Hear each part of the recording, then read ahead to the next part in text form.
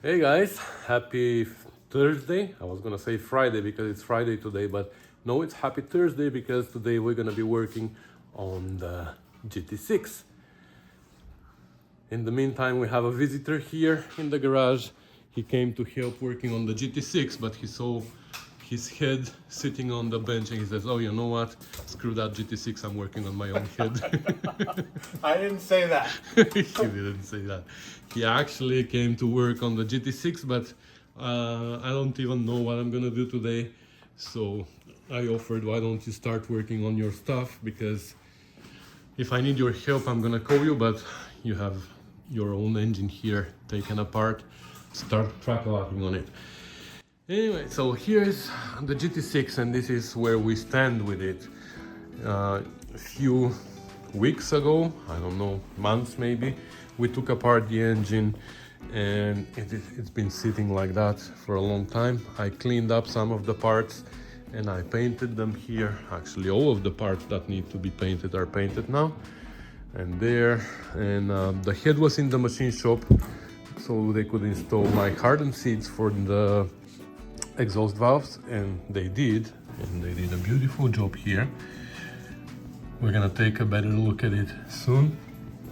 And they also skimmed it a little bit here and the surface as well. We have new valve guides installed. I installed them previously before I sent it to the machine shop, and here we have all the new valves, so we can start assembling now. Finally, we can start assembling the engine. I have a full box of parts that I bought in the meantime here, with everything that we need, bearings and stuff.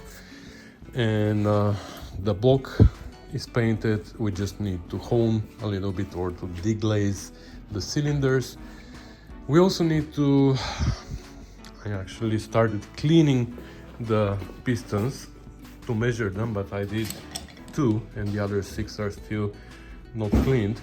So as some of you mentioned in one of the videos, when we measured the cylinders, it's a good idea to measure also the pistons, because the cylinders are still within the factory spec, but if the pistons are worn, they might need to be replaced as well. Well, I hope not, because I'm hoping that I could start assembling today, but still, we're gonna measure them to make sure that everything is okay. These are my old valves with my old valve guides and tappets. I bought new tappets.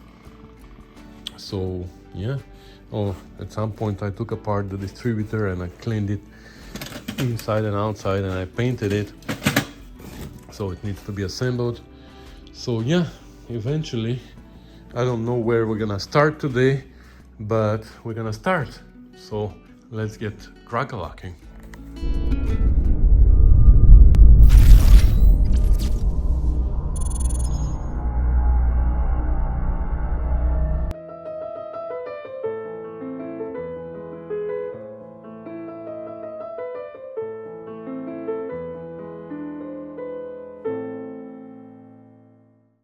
That'll help to clean up that surface quite a bit. Hey, Taj Mahal, can you let the Rusty Beauties do their work on this side of the shop, please? Just stop, I'm trying to take a video over here. Me too. I have everything set up. I can start shooting. Be careful, or I'm gonna sit rusty on you. All right, let's get crack-a-lacking. Isn't that what you're supposed to say? Yeah. Can I get crack-a-lacking now? Absolutely. Thank you. All right, so this is what we have here as pistons. And I was just explaining to David that I had hard time buying rings for these pistons, because apparently, even though they are the exact same diameter as the TR6 pistons, the rings are different. I thought that only the height of the piston is different because of the different crank stroke, but apparently also the grooves for the piston rings are different size. So anyways, I managed to buy them out of Rimmer's Brothers. They didn't have them on stock initially, so I had to wait for a while, but they got them and I got the rings. So anyways, they are graded just like the TR6, and these two that I cleaned so far are grade A. So we're gonna measure them. I have the spec for grade A pistons. I'm not really sure what this one is. Do you see? So we will see what grade the other ones are. This one is A, but sometimes it happens that they are different grades in the different cylinders. So we're gonna clean the other 4 as well, and then we're gonna start measuring and checking everything. I didn't buy new wrist pins or anything, so I'm hoping that the bushings on the connecting rods are good, but I tested them before and I think they're good. That's why I didn't buy anything. So yeah, let me clean and we're gonna go from there. Well guys, I decided to go with new pistons. Oh, whoa. Come on. Were you filming? That part of the shop where where the Taj Mahal is, can you please be quiet? Okay. Take a break. Have a Diet Coke. Good idea. So I decided to go with new pistons because, just kidding you, these are my pistons, the old pistons. I just cleaned them. You see how nice they are? One piston takes an hour, I guess. It is taking forever because the problem is inside the grooves. There's so much carbon inside, I don't know why. So I'm using a broken piston ring, which have lots of these. You know how brittle these are? I don't have 2 hands now, but I can probably show you if I squeeze this one. There you go. It is super brittle. I know normally they are brittle, but I don't think that brittle, even whatever. So I'm spending here hours. In the meantime, I have another one soaking here. So what I do is I run my parts cleaner through it. There's opening in the oil ring grooves, so it comes out, and I'm just circulating Varsol through them to try and soften a little bit the carbon. And then in the meantime, I'm scrubbing here with a wire brush and with this broken piston ring. But yeah, they clean up nicely. And surprisingly, one of them is a grade B. I don't know which one. I think it's the one in the parts cleaner, yeah. The one in the parts cleaner is grade B. So we'll talk about that later. I just watched a video by John Mooney, Planet 6 Parts. I'll put a link here. And he was explaining how actually the blocks are marked, which I never knew. But we'll show you that later. And I remember that I have a TR6 piston here, and I just wanted to show you the difference. So the diameter is exactly the same, the spec is exactly the same, but you can see how much longer the skirt on the GT6 is, and also the location of the pin. You see how much higher this pin is compared to this one. And the third thing is also look at the grooves for the rings, and the rings, how much thinner these rings are compared to these ones. You see? So when I was struggling finding rings for my GT6 pistons, I was thinking, why don't I just buy TR6 ones? They should be the same. Well, they aren't. I checked the spec and it turns out these are much thicker for whatever reason. So yeah, I just wanted to show you where I'm at, because this guy keeps using my compressor and it's so noisy. You need to upgrade your compressor. Like, I need an 80-gallon to work with. Yeah, you Come know, on. Otherwise, I'm just going to have to stay home. if I had a friend who was like a famous chef and he was making crazy amount of money, Yeah? he might have bought one for me for my birthday. You never know. What are you doing here? Ooh, nice. All right, so all the pistons are cleaned. If you're bothered by the sound, that's the guy pumping oil from the ground there. Oops, something is gonna fall. Okay, so all the pistons are done.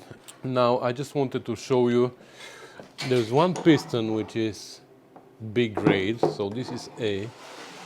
This is A. This is the B grade one.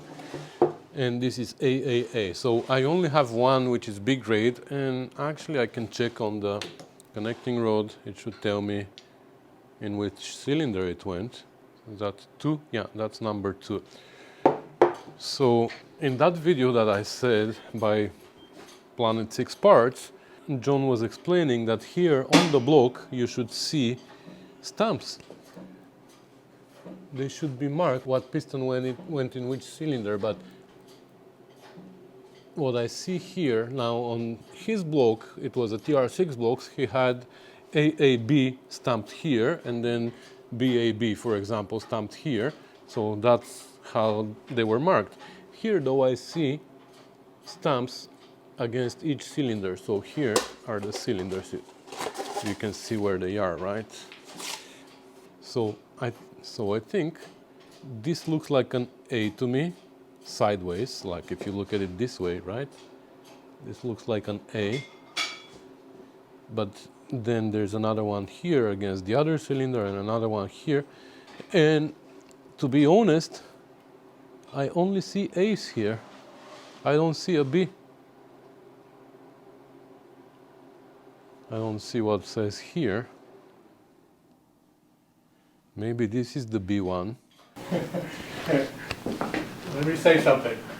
So if you bagged and tagged all your parts in baggies, you know what cylinder, what piston came out of what cylinder. I know now because it's marked. It says a 2 on it. Sounds like you're having some difficulty over there. No, definitely. I just unzip a baggie and boom, it's in. Anyways, the difference is so small that it doesn't really matter. Actually, let's look at the spec and we will see. All right, so this is pretty funny though. I have A and B pistons, but here actually they have F, G and H pistons in the spec for GT6. So let's look at the bore quickly. So this is the bore right here. So the bore for F, the bore of the cylinder starts from 9405 to 9408. So that's the F grade from 5 to 8 10,000ths of an inch. And somebody said in one of my videos that nobody measures 10,000ths of an inch. Everybody goes up to 1,000. No, here we have different grades within 1 thou. So within 10 10,000ths we have 3 different grades. Anyways, so if we ignore the first part of the number here, 2.94, it is the same for all of them. So we're going from 05 to 08 10,000ths for grade F. So this ends to 08. This starts from 09 to 12. That's for grade G. And then for grade H, we have 13 to 16 10,000ths. So this range that starts from 05 and finishes at 16, so that's total of 11 10,000ths. So it is a little bit over 1 thou. So this 1 thou, they broke into 3 different grades. Definitely 10,000ths are important. I don't know how people wouldn't measure 10,000ths. They go and measure only up to 1,000 and they're happy with that. Anyways, so however, this is F, G and H letters, and we have pistons with A and B letters. And when you come and look at the TR6 spec, that's where we have letters A and B. So it is virtually the same range. For grade A, they have from 05 to 10, and from grade B, they have from 11 to 16. So the total range is again the same, from 05 to 16, but it is broken into only 2 grades. So I don't know why that is, and why I have the spec that is for TR6 instead of GT6, but obviously I'm gonna have to go with this spec. Now for the piston diameter though, we need to go lower. So the piston diameter, my pistons need to be from 2.9363 to 2.9368, except for one piston which must be a little bit bigger than the others, from 69 to 74. But I need to look at also at my measurements of the cylinders and see if my second cylinder is a little bit bigger than my other cylinders.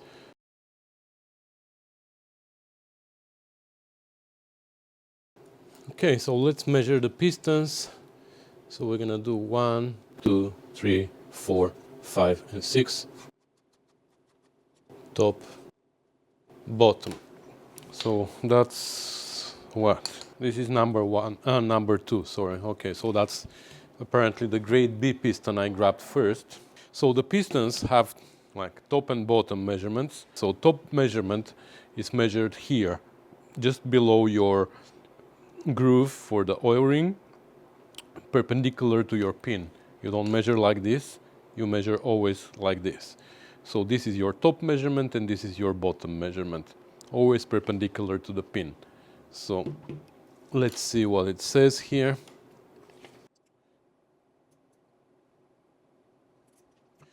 So that's, I don't know if you see here, 2.9, 25, 35, 36, 5. 2.9365. That's the top. Oh, that was piston number 2, sorry. 2.9365. This we're gonna correct later. Okay, I'm not gonna look at that. I'm gonna look at that later.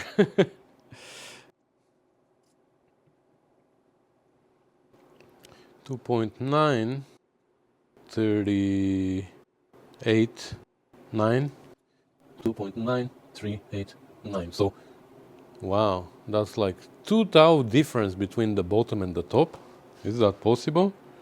Let me measure again. Yeah.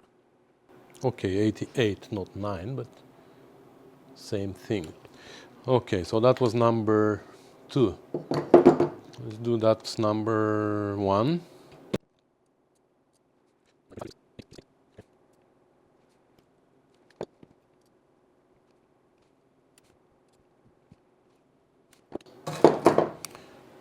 All right.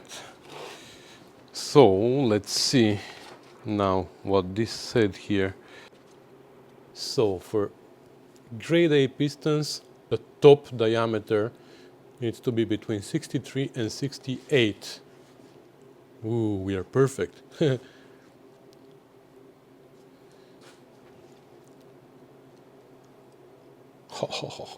They're all within. Even the big grade, right? What's the big grade? The big grade should be between 69 and 74. Our big grade piston, number 2, is smaller than our A grade. So anyways, let's see the bottom. So bottom diameter for grade A between 9380 and 9385.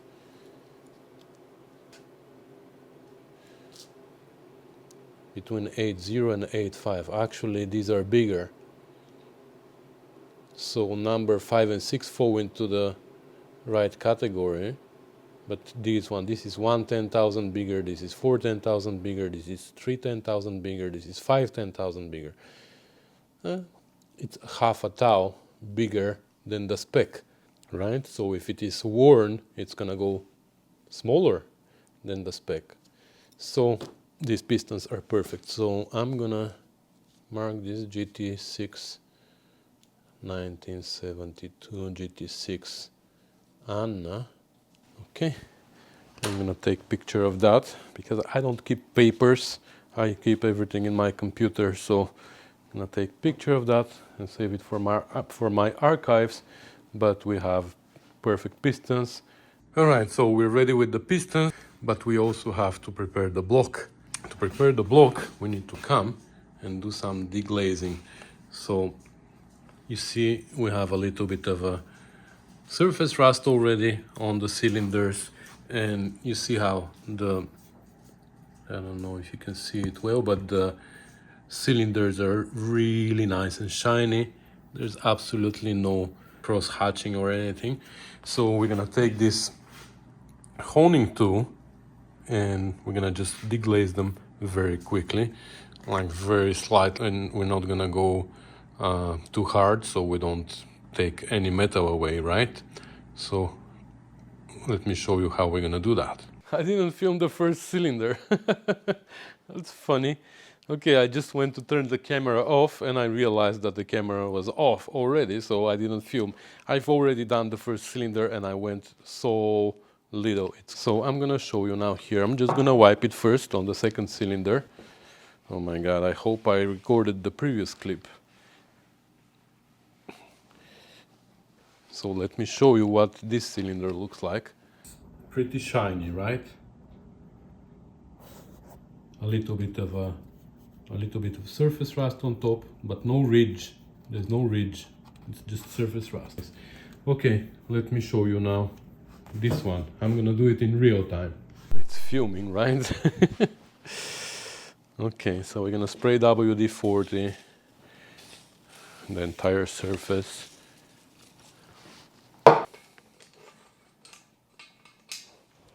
So we're gonna spin the drill slowly, but we're gonna move the tool up and down fast so we can do some cross hatching.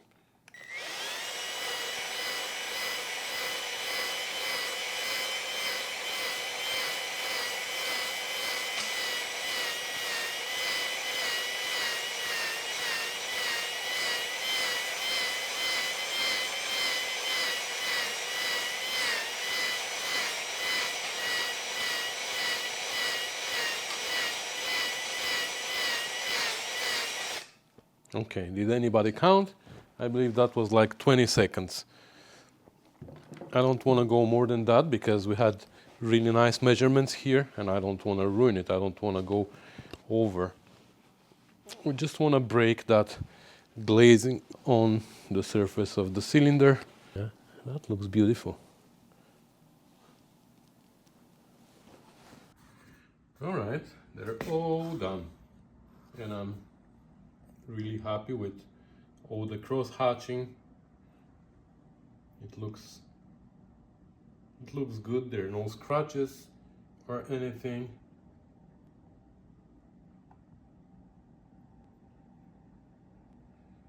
So that's it. The block is ready, the pistons are ready. Let's fit all the rings now and then we're gonna take a look at the crankshaft. Alright, so I pulled out all the piston rings and you see they were marked here 1, 2 and 3, and now I want to check them and see if they are marked as top and bottom. Usually they have a mark somewhere. No, I don't see a mark on these.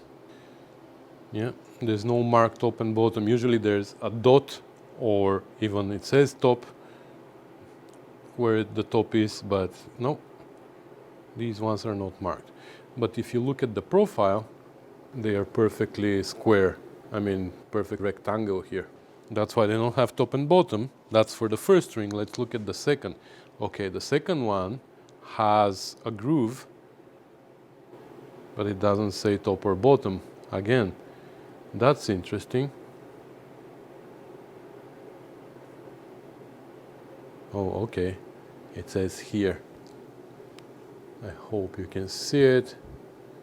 I'm gonna change the angle a little bit so you can see it, but anyways, the groove, or like it's a step here in the profile. Do you see the step? The step is on the bottom. Let me see another one if it is clearer. Yeah. Wow. Okay, here you can see it better on this one. Like that, you see it right here. It says top, and that's the opposite side of where the step is. So just to reconfirm, all of them have the step, the groove, whatever. These ones are all without any step, so they have no difference top and bottom. Well, let me double check just in case, but none of them says top or bottom. And then the oil control ring has a spring inside. So let me see the spec and see if there's a gap tolerance for these, because they are different than the oil rings for the TR6 or TR4 for that matter. So the piston rings, the top, the first compression ring, gap when fitted to the above bore needs to be between 12 and 17 thou. Okay, the second one though, the second compression ring, the gap needs to be between 8 and 13. Okay, so what we're gonna do now is we're gonna start fitting them and matching them with cylinders, and once they are matched, they stay there. And we're gonna write down all the measurements. So we're gonna take number 1, we're gonna put it inside the bore, we're gonna take a piston, we're gonna push it there. Wow, that's a small gap. I think we're gonna have to grind these. They might be a little bit too long. Anyway, so let's start with 12. Yeah, oh my god. Okay, so that's 10. Even 10 is too big.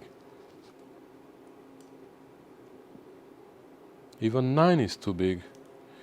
That's gonna take a while now. Okay, that never happened to me before. So that's 9, and we need to be between 12 and 17 for the first compression ring. So what happens here is when you need to have this gap, because as things get hot here, everything expands, and the ring is gonna touch. The two ends are gonna touch each other. And if the gap is too small, they might put too much tension on the ring and literally snap it, or wear our cylinder. So we need to grind it out 3 thou. But you know what? I'm gonna fit all of them, all of the first ones. I'm gonna fit them into the cylinders, and we're gonna measure O, and we're gonna see maybe we can swap them if one of the cylinders is bigger. Let's see. We're gonna put this one in number 2. We're just gonna keep them all inside. I always mention that you might need to grind your rings if they are too big and the gap is too small, but to be honest, it never happened to me. Yeah, this one is small too. Okay, this one is 9. Oh, actually, this one is 10. Actually, this one is 11. Okay.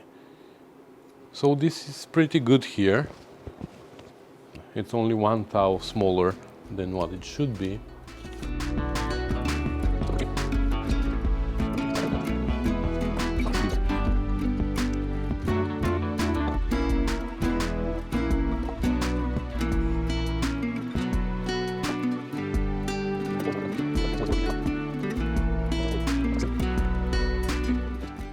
They're all like 8 or 9 thou. I just wanted to have them all in and test them, so I don't make this one bigger and then find out that I have all the others too big and now I can't bring it back, because we can always make the gap bigger. We can't make it smaller, right? But it looks like all of them need attention. So, okay, I'm just gonna go ahead and start filing them. All right, you can stop yelling now. I was looking at the TR6 spec, I know. These are the gaps for the TR6. So I looked at the GT6 and look at that. Here it doesn't give you the gaps for each ring, but it gives you a general for all the rings. It says piston ring gaps in cylinders. So 8 to 13. So we are pretty good here. In all of them, we are really good. So let me go through them again so I can have them for my records, because I didn't write them down, but now I will. I guess you were yelling for a long time that I'm looking at the wrong spec, right? Okay, so we have 8 thou, 11. This one is 11, so this one is almost at the top range. And there was one that was 7, so I think we're gonna put this ring in the one that was 7 and check it there. 8. Actually, this one is more like 7. So let's switch these two and see if that's gonna make any difference.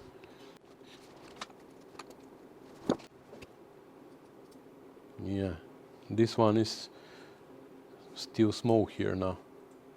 So this one is 8 here. Yeah, this one is 10. So this way it's better. So 8 and 10. So I'm gonna write it down. 8, 8, 9. Good. So these are all within tolerance in this case. So I'm gonna take them out and put them in their locations. Just like this. Everything is marked. So now we're gonna do the same with number 2.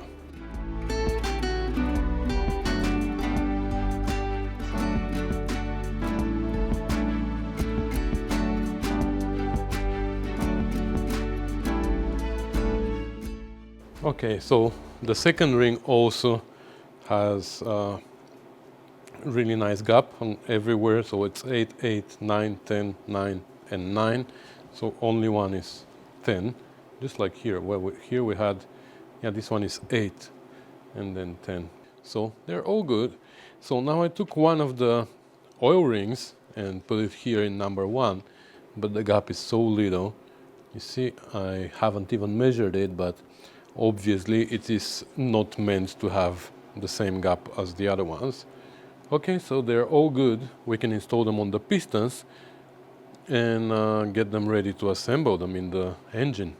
So that's the order in which we're gonna install them. So we're not gonna move them anymore, but I'm gonna move the whole thing a little bit because I want to also inspect here better the bushings on the wrist pin. We should be fine, but I just want to take them apart now that I have the chance to. I don't want to regret it later. Just and lubricate them and make sure that everything is okay there. Also, we wash them with Varsol, right? We want to wipe that away because that's gonna wash away our oil. We don't need to remove both circlips. We only need one. Okay. Take it out completely. Yeah, the pistons inside don't look great, but it is what it is. So we want to just make sure that there's no scratches on the wrist pin and on the bushing, and it looks great. I'm going to also make sure that the bushing, there's a hole here for oil. So this bushing looks great. Absolutely no problem here. No play or anything. So we can reassemble it with a little bit of assembly lube here. We're going to get rid of these bearings actually. At this point we're going to clean everything.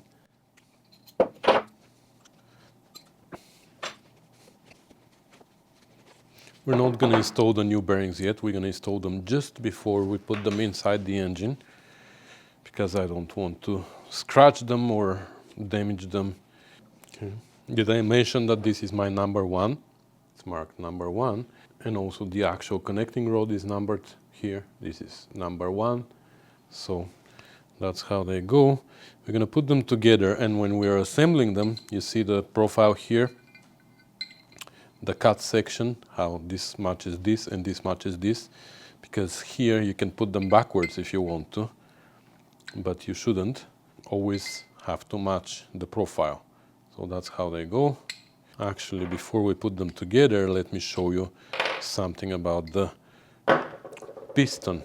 These pistons here have direction. They have this arrow which shows you this is going forward. Even though there's nothing, I don't know why they have direction. They look symmetrical to me. Like normally it would be because of the way the oil splashes inside and everything. They have different profiles. But these look pretty symmetrical to me, but that doesn't matter. We're gonna follow the arrows. So the arrow needs to be forward. So let's say the engine forward is towards you, and the connecting rods, the open side of the connecting rod needs to be towards the camshaft. The busy side of the engine that I call it, with the distributor, the oil filter, the oil pump, the fuel pump, and all these things that are on this side of the engine. So the open side goes towards me and the arrow goes towards you. So that's how we should assemble it, right? But first we're gonna put a little bit of assembly lube. Yeah, that gives me a peace of mind here that everything is good. I mean, I don't wanna assemble it and then if I hear a knock or something and I'm gonna be, oh, that might be a connecting rod to piston that I never inspected. So again, open side towards me, arrow towards you, and then we put the wrist pin. Where did it go? If you lose your wrist pin, you can borrow a socket or something.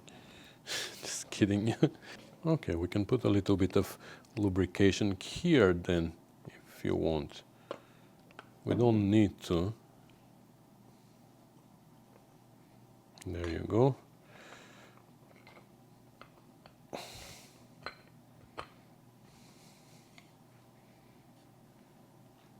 We still have this circlip on this side, so we just need to mount the other one.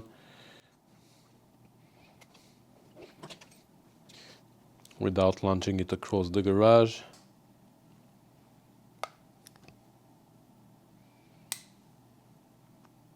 We need to make sure it's inside the groove, which it is. But normally what I do is I try to spin them. If it spins like that, then it's good. Now we can install back the cap, like we said, matching the profiles here. Even though we're gonna take it apart again, but it's good habit to always assemble it the right way. And now we can put our piston rings. So first we have to put the oil ring. So that's number one, like we said, right? That's number one, okay. So for the oil ring, we need to stretch it, careful. You know what, I'm gonna install the spring first. Okay. I'm gonna put the spring inside first. Let's see.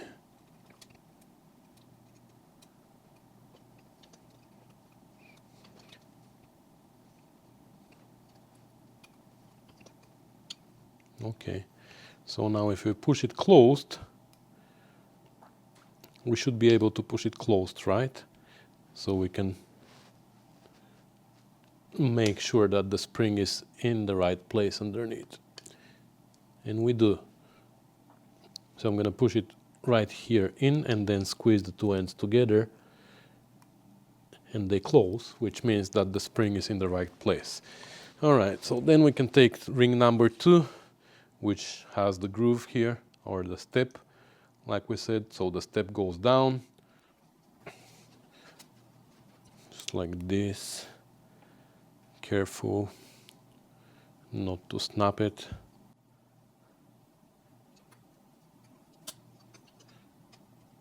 Okay, number 2 is in, and then last number 1 goes, which we said doesn't have a direction in this case.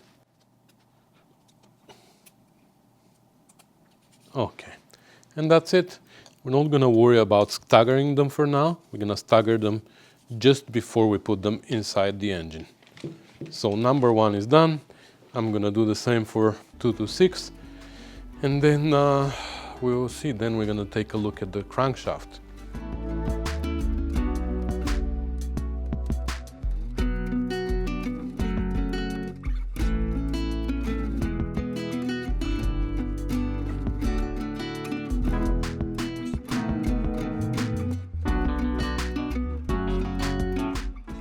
All right, they're all assembled. Checked all the wrist pins, the bushings, everything is perfect. And that's what I like to do at the end. When they're all done, I put them all in the same direction, and then I come on the other side and I make sure that all the arrows point in the same direction too, which they do. So I'm gonna put these away now. Maybe tomorrow we're gonna start assembling them, but before that we need to pull the crankshaft from where it's sitting over there, and we need to polish it a little bit. And then we're gonna start putting stuff inside the block. All right, so we have the crankshaft here on the table. And as you can see here, all of the, let's say the crank pins first we're gonna start with. They're not bad, not scratched, but they look like matte, you know what I mean? Not polished, not shiny. And we just want to make sure that they are shiny again. Just to make sure that everything looks good here, we're gonna run a piece of 600, I believe that is, yeah, 600 sandpaper with some WD-40, and I'll show you how we're gonna do that. So first of all, we're gonna spray some WD-40 here. We're gonna spray some on the sandpaper. The more the merrier, you know. Okay, that's a little bit too. Okay, that's not recommended. Don't use your good scissors for cutting sandpaper. But I don't have any other scissors right now. So, okay, we cut a strip that is pretty much as wide as the pin. Then we're gonna hold it like this. Now you can use a shoelace or some piece of fabric that is nice and flat like this, but it's too wide, so we're gonna cut a shorter piece.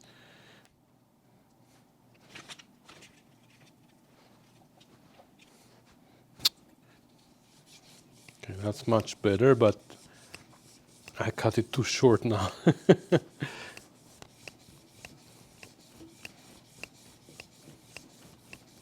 And the ends are fraying, but that's fine.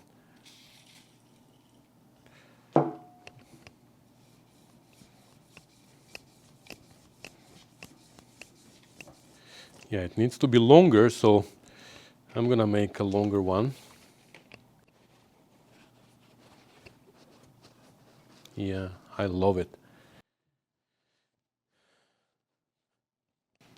Okay, I made a longer one and I burnt the edge so it doesn't fray like this.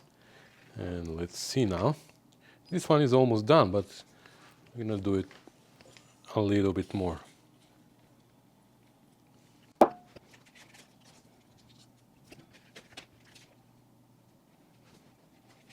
So we want to make sure that it goes from one end to the other. See, now when I'm pulling, see how it rearranges itself? So I'll do it this way so you can see. So this piece here goes this way and then goes that way. That ensures that we have pressure on the whole thing, on the whole entire pin, not only in the middle, you know what I mean? Not that we are taking any material, but at least we're making sure that we're polishing the whole pin.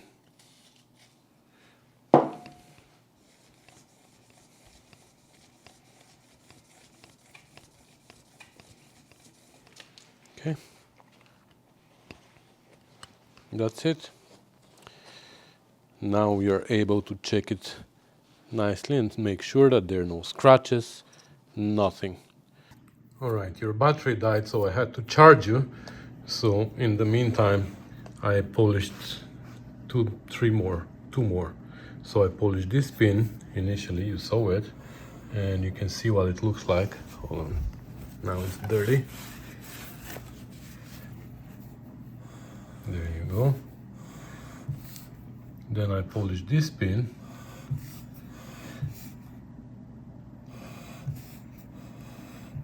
It looks beautiful.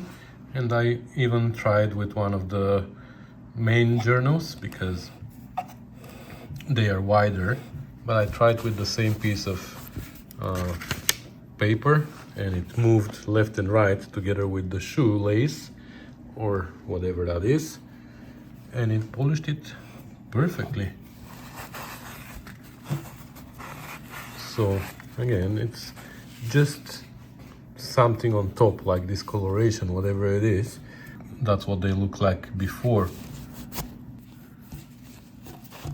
Looks like there are little scratches here and there, but when you polish them, everything disappears. So I'm curious to see what we can do about this, because this is rust. This is between the flywheel and the seal in the back, but this line, you see, this is probably where the seal was riding. Doesn't catch my fingernail, so hopefully it can come out.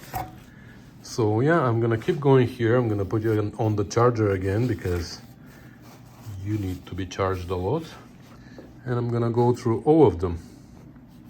That happens really fast. I don't need to work hard.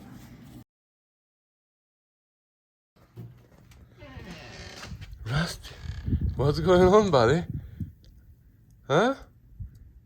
Can you pee? Oh, you are peeing. Okay. Okay. No more. That's it, eh? That's it for you. Okay, I thought it was gonna be a GT6 day today, but it looks like it's gonna be snow plowing day. Look at the amount of snow on my barbecue. Yeah. That's what's waiting for me now, and it keeps snowing. But I'm gonna go snow blow it, and it even took down my gutter cover or whatever that is. Oh my god. somewhere there is a driveway. Look at the end of my driveway. How am I supposed to clean that? And I have another one over there. Great. Okay, it's 7:30 in the morning. Let's see what can we do and how long it's gonna take us. All right, 9:41. So 2 hours and 10 minutes. But that's not only here, it's also in the backyard. But here, look, now my driveway is accessible. Let me show you the backyard. Oh my God, that was a lot of snow. Here, this rusty beauty, so that's the Miata. I uncovered it a little bit because we're gonna have to take it in the garage soon. This rusty beauty here, I don't think she's gonna come out ever from that snowbank. Maybe we're gonna see her in August. This rusty beauty here, my Spitfire, she is nice, safe and sound there. I don't know. Thanks to this guy. So this snowblower I bought for $70 used. Somebody put it on Marketplace, and 1 hour later I was there picking it up for 70 bucks. Pull start was broken and electric start was broken, so the guy couldn't start it. Took me 5 minutes to fix the pull start, and then another week to get a new electric starter, which I never used, by the way, because she starts on the first pull. So that's it, $70 used. Just take a look how much snow there is here. Oh my God. It probably took me half an hour just to take the snowblower out of the shed over there, because you see how much snow there is next to the tent, because all the snow from the roof of the garage, which is not insulated very well, and all the snow falls down, and it falls down here, so I have to shovel it. Good thing this fell overnight, so it's not gonna fall right now here again, but just wanted to show you here. There you go. There are two other rusty beauties here, my 72 TR6 and I believe 1964 TR4. David's, I don't know what year it was, I forgot what year it was. Yeah, I like this snowbank. Somebody wants to buy the transmission from this Spitfire. I don't think that's gonna happen before August. I'm sorry. I have nowhere else to put my snow. Next year, if I'm still in this house, I'm not gonna park a car there, because that's the most convenient spot for snow. But yeah, anyway, and there's more to fall from the roof, because this roof is not insulated at all. It's too bad. And here I pushed all the snow against the house, like I have nowhere to put it, and I'm not looking forward to all that snow from there to fall down. That's gonna be another hour probably of snow blowing once it falls down, because it falls right in front of the stairs, and that's gonna happen today, probably later today. Anyways, just wanted to show you why I'm not working in the garage. And of course, by the time I have a shower, have my morning coffee, and edit a little bit of video, and look, looks like the spring is around the corner. Doesn't look anything like this morning. It's dry. I mean, really? That snow fell from there, but this one is gonna fall soon. And look, like, I'm not taking care of this. It's gonna melt. I don't care. And here too. Oh, I'm not taking out the snowblower again. Now I have to shovel this manually, and it's pretty compact. Where did that come from? There wasn't that much snow up there. Anyways, I have to get rid of it, otherwise it's gonna melt, and then it's gonna freeze at night, and then I'm never gonna be able to take a car in and out in the garage.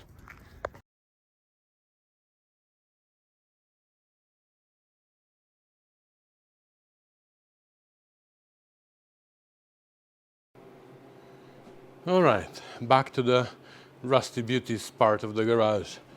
The Taj Mahal is away.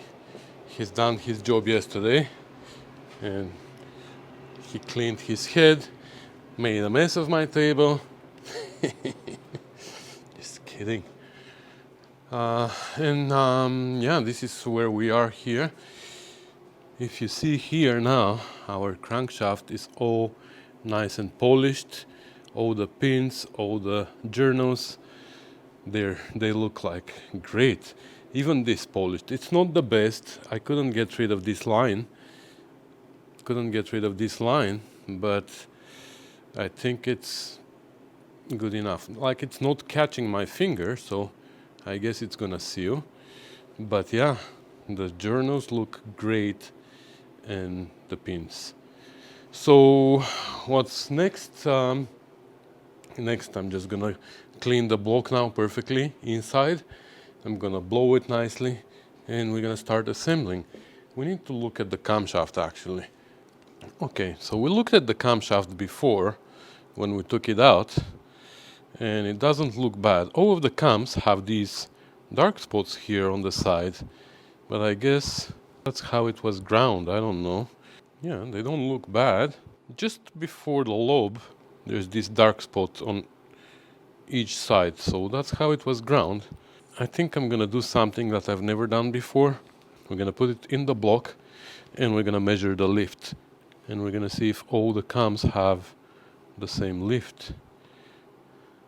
So it has numbers here, I don't know if you see them, 311399. There you go, 311399. Yeah, I'm gonna measure that. But you know what, guys? Let's do that in the next episode, because once we put the camshaft inside, I'm not taking it out again. There's no point. So that's gonna be part of the assembling of the engine. But for the assembling, I'd like to start a fresh new episode of the series, right? Because this was kind of prepping for assembling. And we have enough material for this video anyway, so it makes sense to end it here. So before we say goodbye, I'd like to thank you one more time for watching, for commenting, subscribing and sharing and supporting the channel. I can't thank you enough, guys, for everything that you do for me. So thank you for everything, and I'll see you in the next one. Bye.